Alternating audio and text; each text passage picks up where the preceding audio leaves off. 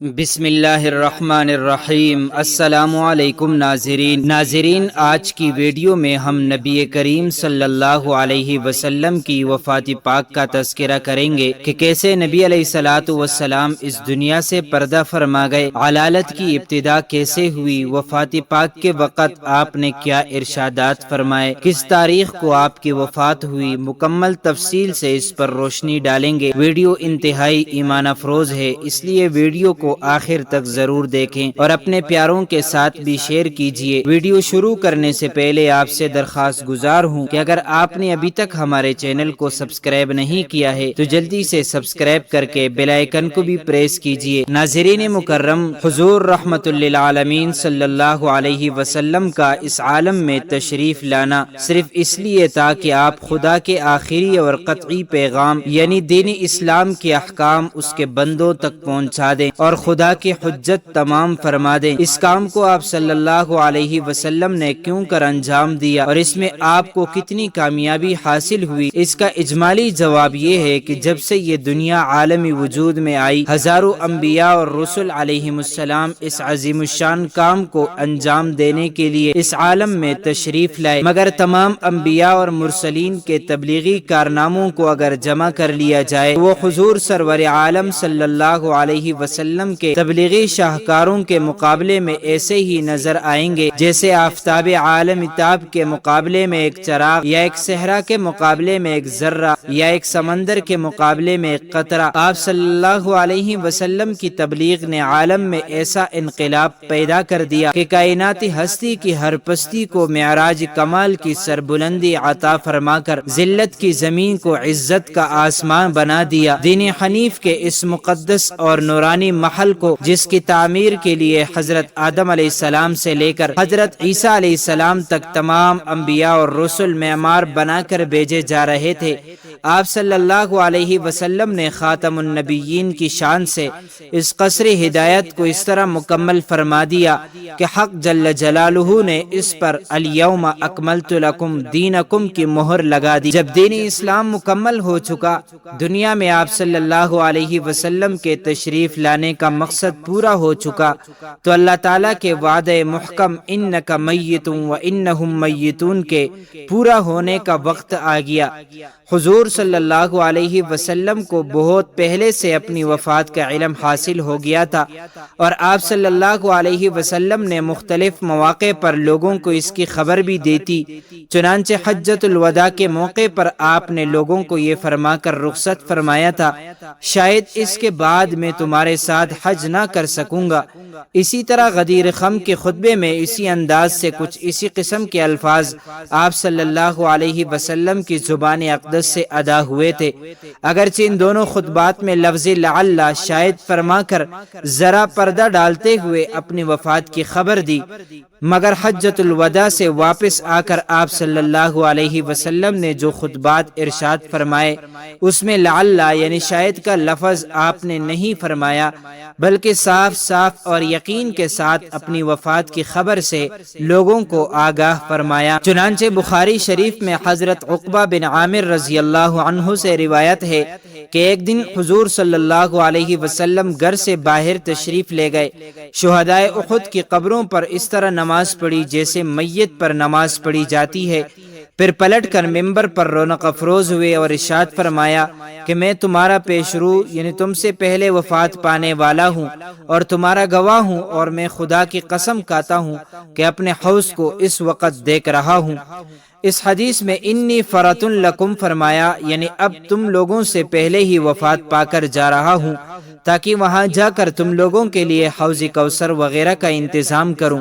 یہ قصہ مرضی وفات شروع ہونے سے پہلے کا ہے، لیکن اس قصے کو بیان فرمانے کے وقت آپ صلی اللہ علیہ وسلم کو اس کا یقینی علم حاصل ہو چکا تھا کہ میں کب اور کس وقت دنیا سے جانے والا ہوں، اور مرضی وفات شروع ہونے کے بعد تو اپنی صاحبزادی حضرت بی بی فاطمہ رضی اللہ عنہا کو صاف صاف لفظوں میں بغیر شاید کا لفظ فرماتے ہوئے اپنی وفات کی خبر دی۔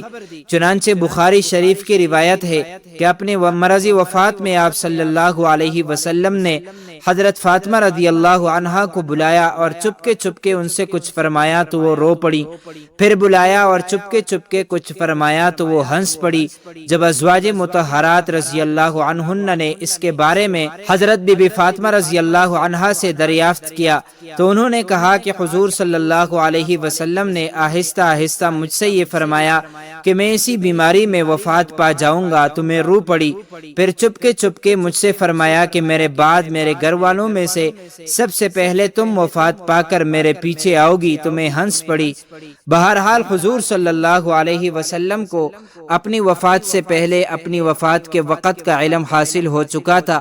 کیوں نہ ہو کہ جب دوسرے لوگوں کی وفات کے اوقات سے حضور صلی اللہ علیہ وسلم کو اللہ عز و جل نے آگاہ فرمایا تھا، تو اگر خداوند علام الغیوب کے بتا دینے سے حضور صلی اللہ علیہ وسلم کو اپنی وفات کے وقت کا قبل از وقت علم ہو گیا تو اس میں کون سا استبعاد ہے؟ اللہ تعالیٰ نے تو آپ صلی اللہ علیہ وسلم کو علم ما کانا اور ما یکون عطا فرمایا تھا، یعنی جو کچھ ہو چکا اور جو کچھ ہو رہا ہے، جو کچھ ہونے والا ہے، سب کا علم عطا فرما کر آپ کو دنیا سے اٹھایا۔ ناظرین، مرض کی ابتدا کب ہوئی اور حضور صلی اللہ علیہ وسلم کتنے دنوں تک علیل رہے، اس میں مؤرخین کا اختلاف ہے۔ بہرحال 20 یا 22 صفر 11 ہجری کو حضور صلی اللہ علیہ وسلم جنت البقیع میں، جو عام مسلمانوں کا قبرستان ہے، آدھی رات میں تشریف لے گئے۔ وہاں سے واپس تشریف لائے تو مزاج اقدس ناساز ہو گیا۔ یہ حضرت میمونہ رضی اللہ عنہا کی باری کا دن تھا۔ دوشنبہ کے دن آپ صلی اللہ علیہ وسلم کی علالت بہت شدید ہو گئی۔ آپ کی خواہش پر تمام ازواج مطہرات نے اجازت دے دی کہ آپ حضرت بی بی عائشہ رضی اللہ عنہا کے ہاں قیام فرمائیں۔ چنانچہ حضرت عباس، حضرت علی رضی اللہ عنہما نے سہارا دے کر آپ کو حضرت بی بی عائشہ رضی اللہ عنہا کے حجرے مبارک میں پہنچا دیا۔ جب تک طاقت رہی آپ خود مسجد نبوی میں نمازیں پڑھاتے رہے۔ جب کمزوری بہت زیادہ بڑھ گئی تو آپ نے حکم دیا کہ حضرت ابوبکر صدیق رضی اللہ عنہ میرے مصلی پر امامت کریں۔ چنانچہ 17 نمازیں حضرت ابوبکر صدیق نے پڑھائیں۔ ایک دن ظہر کی نماز کے وقت مرض میں کچھ افاقہ محسوس ہوا تو آپ صلی اللہ علیہ وسلم نے حکم دیا کہ 7 پانی کی مشکیں میرے اوپر ڈالی جائیں۔ جب آپ غسل فرما چکے تو حضرت عباس اور حضرت علی رضی اللہ عنہما آپ کا مقدس بازو تام کر آپ کو مسجد میں لائے۔ حضرت ابوبکر صدیق رضی اللہ عنہ نماز پڑھا رہے تھے، آہٹ پا کر پیچھے ہٹنے لگے، مگر آپ نے اشارے سے ان کو روکا اور ان کے پہلو میں بیٹھ کر نماز پڑھائی۔ آپ صلی اللہ علیہ وسلم کو دیکھ کر حضرت ابوبکر صدیق رضی اللہ عنہ اور دوسرے مقتدی لوگ ارکانی نماز ادا کرتے رہے۔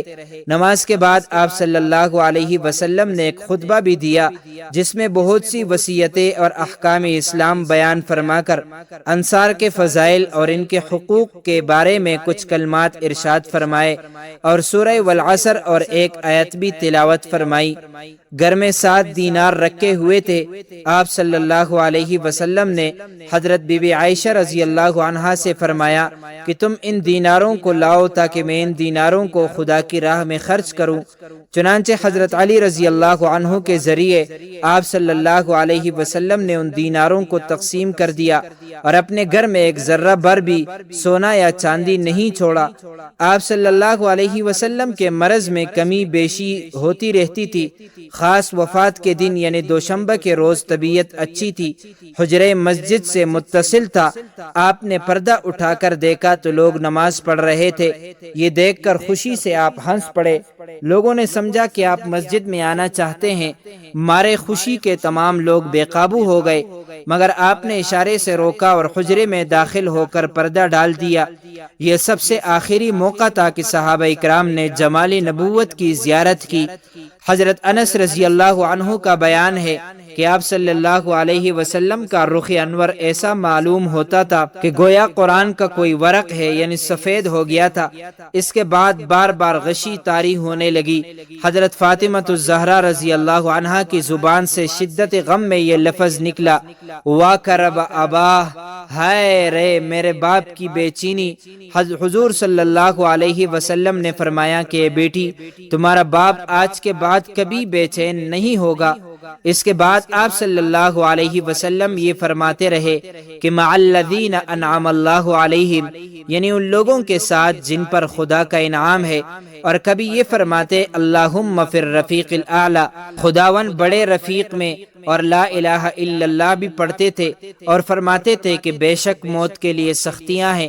حضرت بی بی عائشہ رضی اللہ عنہا کہتی ہیں کہ تندرستی کی حالت میں آپ صلی اللہ علیہ وسلم اکثر فرمایا کرتے تھے کہ پیغمبروں کو اختیار دیا جاتا ہے کہ وہ خواہ وفات کو قبول کریں یا حیاتی دنیا کو۔